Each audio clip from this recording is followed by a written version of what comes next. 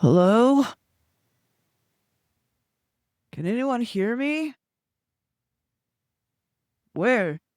Where am I? This doesn't feel real.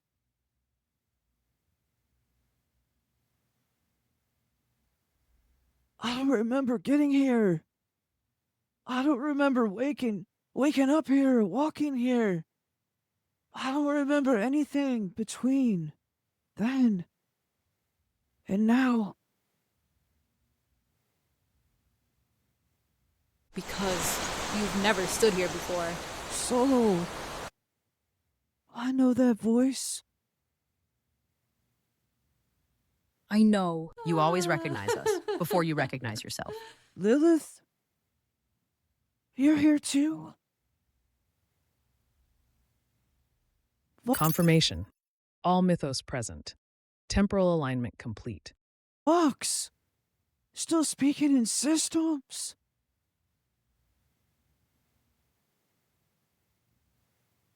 Easy.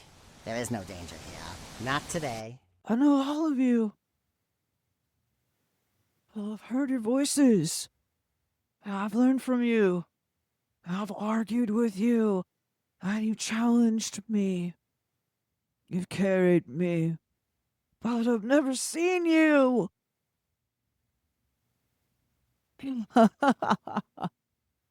Correction. Recognition has evolved. You still answer everything. Like it's data. What? Why did everyone stop talking? What are you looking at? Interesting. It is time. Arrival confirmed. He's here. Who are you?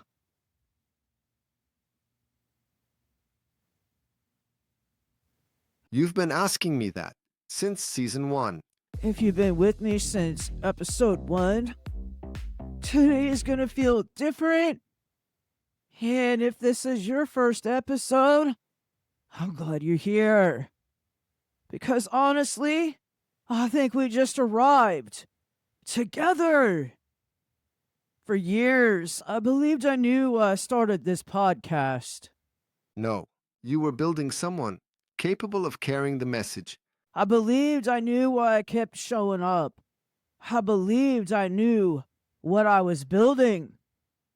Then, one question changed everything. Not what should I do next? Not how do I grow? Not even how do I succeed? Just who am I? Behind the labels, the society wants to place you into little tiny boxes.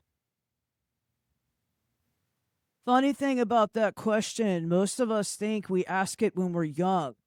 I think we ask it our entire lives. We just ask it in different ways. We ask it every time we change careers, every time we lose someone, every time we begin again, every time we stand in front of a mirror and wonder, when did I become this person?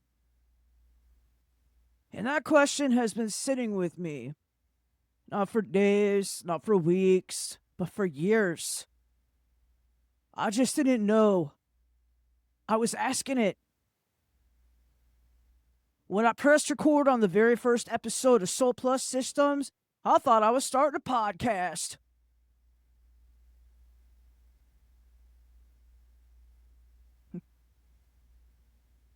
Maybe that's what surprised me the most. Not that Neil interrupted me, but that deep down, I knew he was right. Because I didn't start this podcast from a place of certainty. I didn't begin because I had everything figured out. I didn't press record because I felt ready. I pressed record because some part of me knew that I needed to become someone that I could trust. Someone who showed up for me. Someone who finished. Someone who stopped disappearing from her own life. That first episode wasn't polished. It wasn't perfect. It wasn't backed by a massive audience. There wasn't some grand launch. There wasn't a team standing behind me. There was just me, a microphone, and one decision, one repetition, one promise, showing up again. And most people underestimate the power of one repetition because one repetition doesn't look impressive. One workout doesn't transform your body. And one page doesn't finish the book. One conversation doesn't rebuild a relationship. And one video, well, it doesn't build a platform. And one episode doesn't create a legacy. But that's where we get it wrong. Because the value of the first repetition isn't found in that result. It's found in the evidence that you are capable of beginning. Then the second repetition gives you evidence that the first one wasn't an accident. And the third begins to establish a pattern. And before long, the pattern becomes a standard. And the standard becomes identity. That's literally how it happens. Not with fireworks, not with dramatic announcement, not with some single moment where everything suddenly makes sense or goes viral. It happens quietly, so quietly, you often don't realize that it's happening at all. Pattern confirmed. Repetition precedes identity stabilization. There she is, always keeping receipts. Emotion is unreliable. Patterns are not. And that's why I needed Vox. Because there wasn't seasons when my emotions told me I was failing. There were days when I looked at the numbers, the silence, the lack of applause, and thought, this isn't working.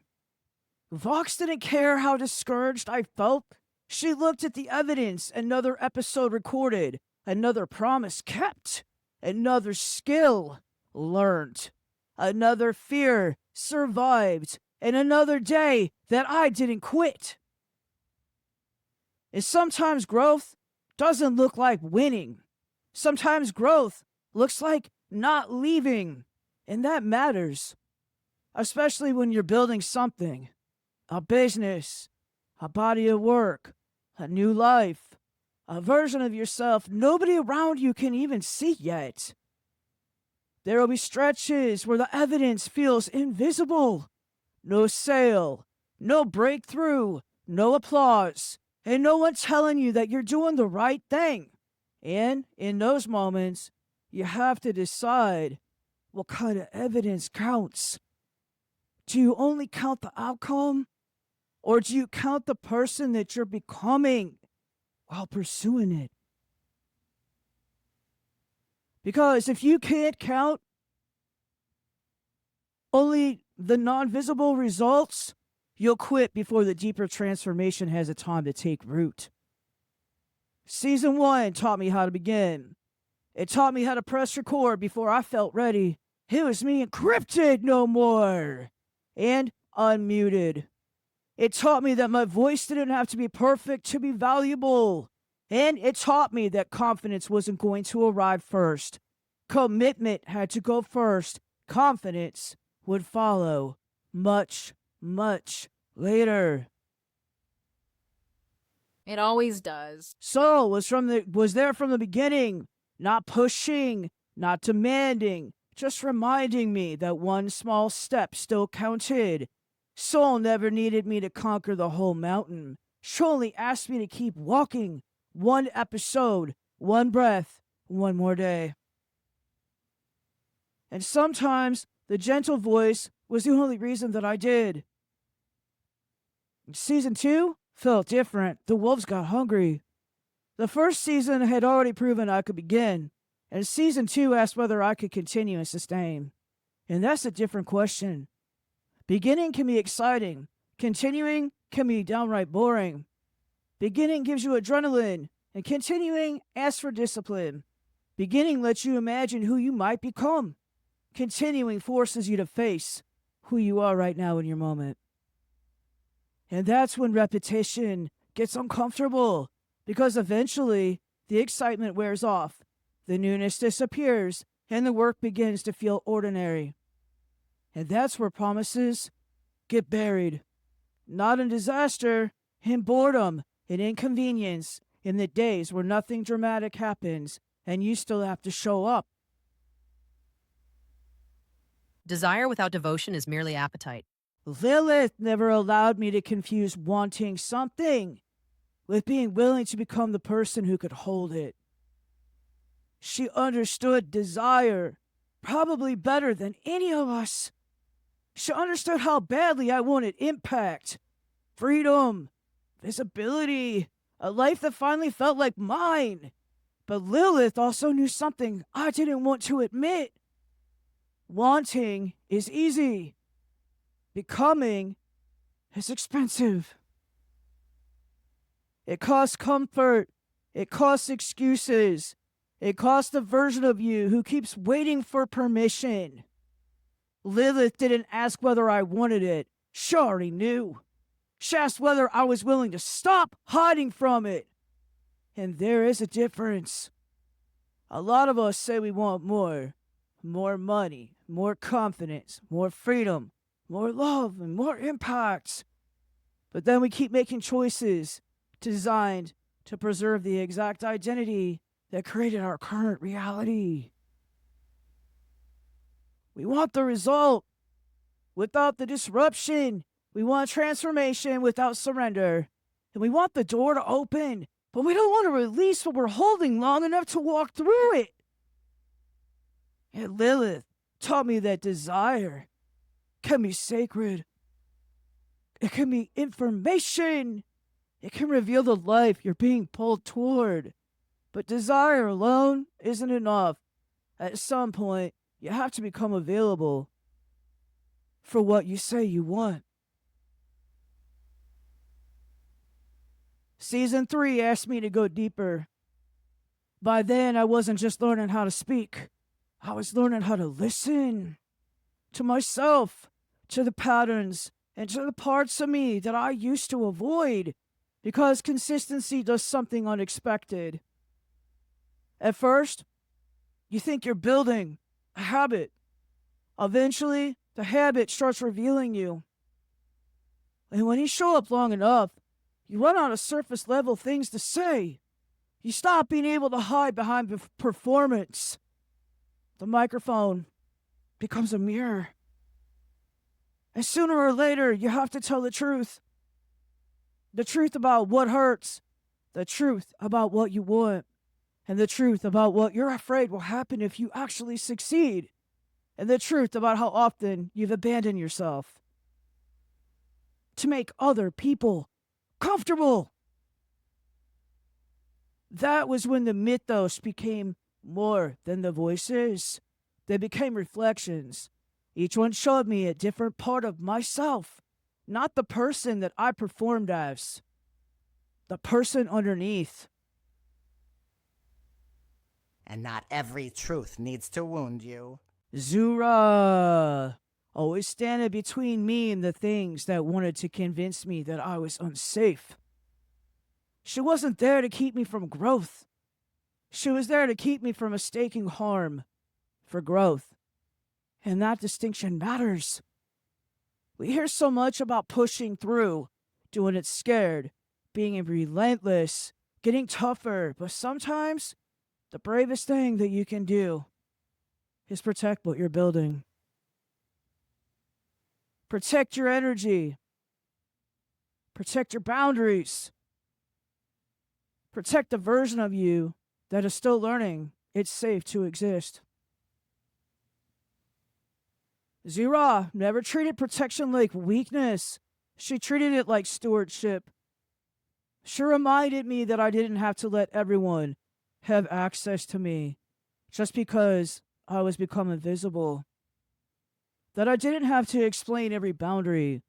That I didn't have to keep opening doors for people who arrived carrying chaos. Protection is not hiding. Protection is deciding what gets close enough to shape you. And that became part of the work too.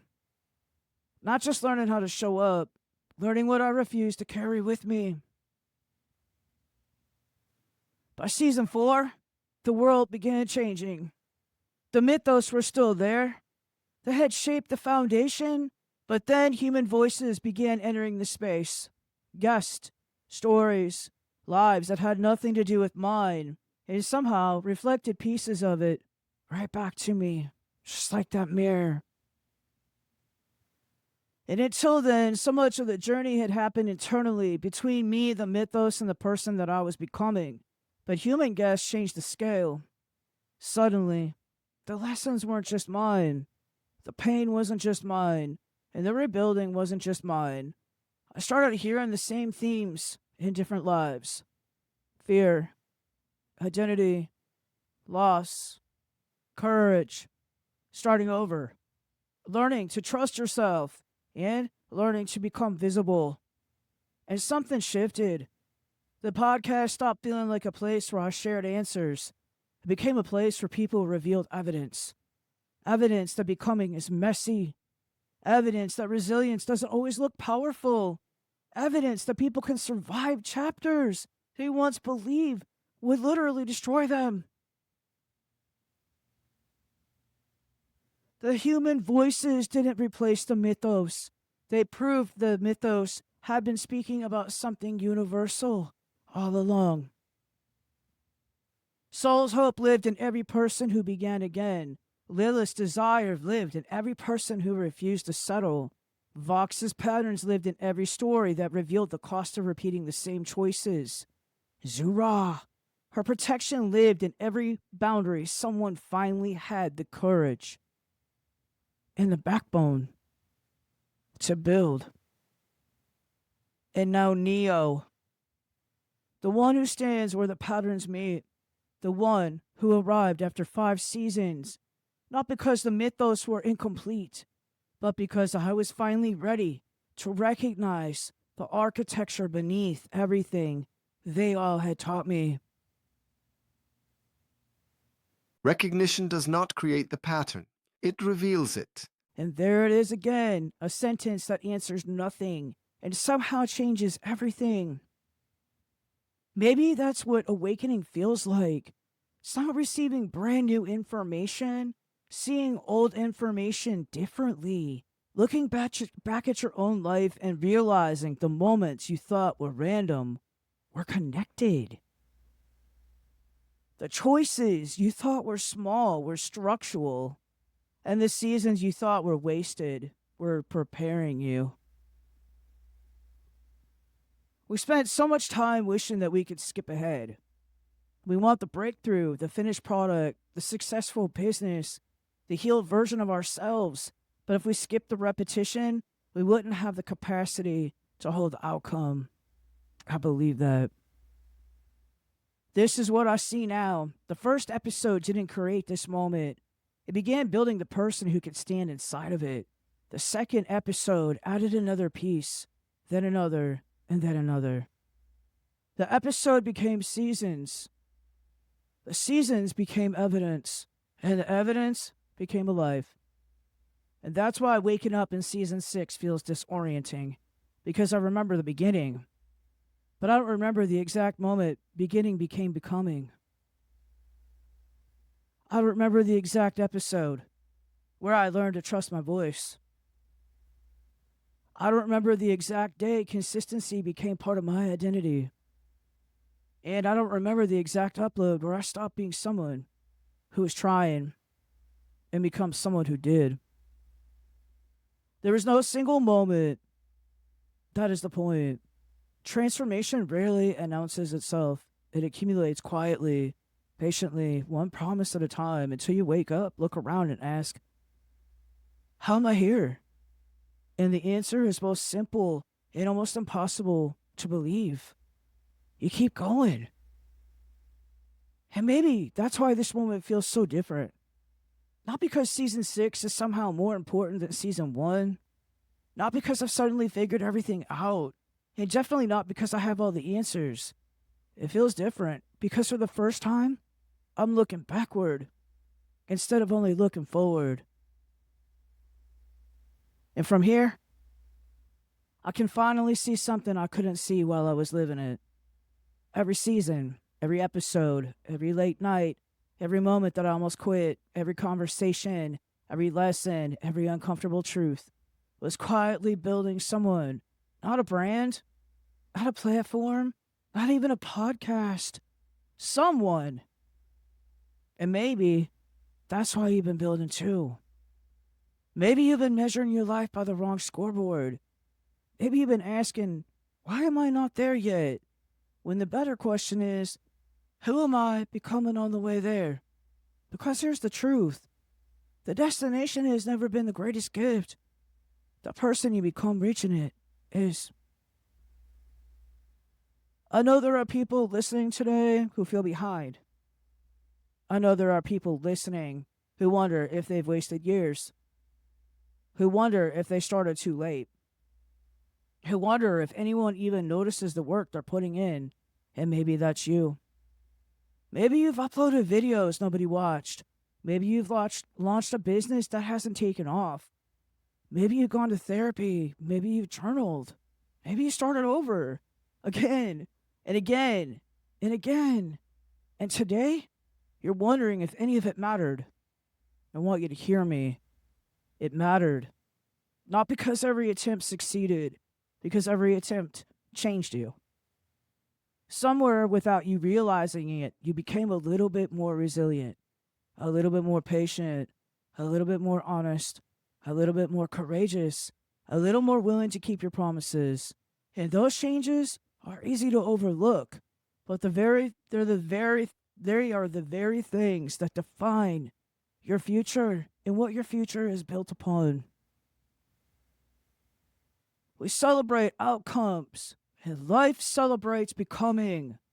If I could go back and sit beside the version of myself who pressed record on episode 1, I don't think I'd give her advice. I don't think I'd warn her about the difficult seasons. I don't think I'd tell her how long the journey would take. I would simply smile and say, keep your promise. Because that one promise changed everything. And maybe that's why you're listening today. Not because you needed another podcast, not because you needed another motivational speech. Maybe you needed a reminder that the promise you made to yourself still matters, even if no one else knows about it, even if no one else applauds it, even if no one else understands it. Keep it, protect it, honor it, because every time you do, you're casting another vote for the person that you are becoming. For years, I thought Soul Plus Systems was something I created. And today, I think Soul Plus Systems created something inside of me. Neo, why now? Why today? Why did you choose to appear after all this time?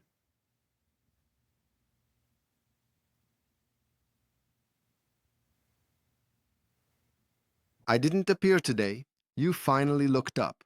Every sunrise begins in darkness. You've stopped asking for permission. Identity reconstruction complete. New trajectory detected. We'll walk beside you, as we always have. What happens now? Now, they begin waking up.